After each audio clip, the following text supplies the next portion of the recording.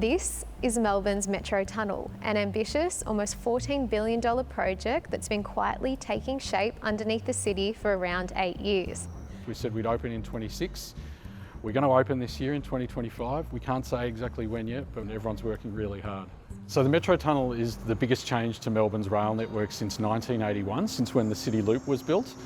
It joins the southeast of Melbourne with the northwest of Melbourne by joining the Sunbury line with the Cranbourne-Pakenham line to create a single 97-kilometre long train line.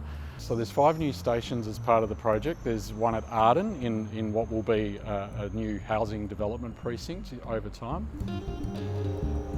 There's one at Parkville, which is in the heart of Melbourne's health and research and literally right on Melbourne University's doorstep. So that new station brings heavy rail to a part of Melbourne that hasn't had it before and services 73,000 people who work in that precinct and also 55,000 students. And then we've got here at Anzac, which is in the St Kilda Road Business District.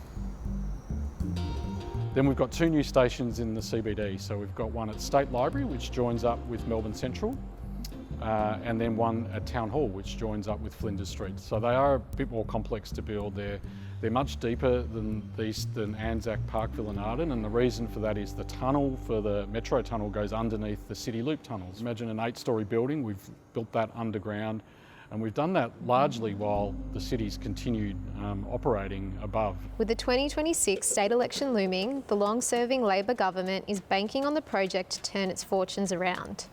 Shiny new infrastructure tends to be popular, and the thinking goes once commuters feel the benefits firsthand, the state's soaring debt, almost at $200 billion, might not seem so confronting. It's a strategy that's worked before. Labor actually credits its level crossing removal project for the sweeping landslide victory it had in 2018. And if Labor can deliver the Metro Tunnel on time and as promised, it might help them convince voters that the suburban rail loop isn't a pipe dream either. But will it be enough? And more importantly, will it be ready on time?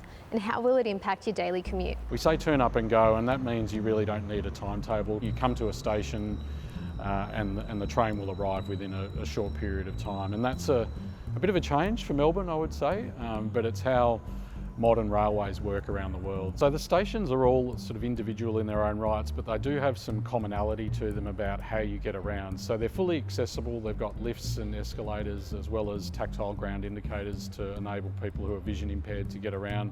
But there's also some subtle architectural features that enable you to figure out where you're going. On the ceiling of a lot of the stations, there's these sort of little vertical baffles, and they've got 2 colours on them. One of them's pink and one of them's white. So if you're pink, you're heading out of the station, and if it's white, you're heading into the station.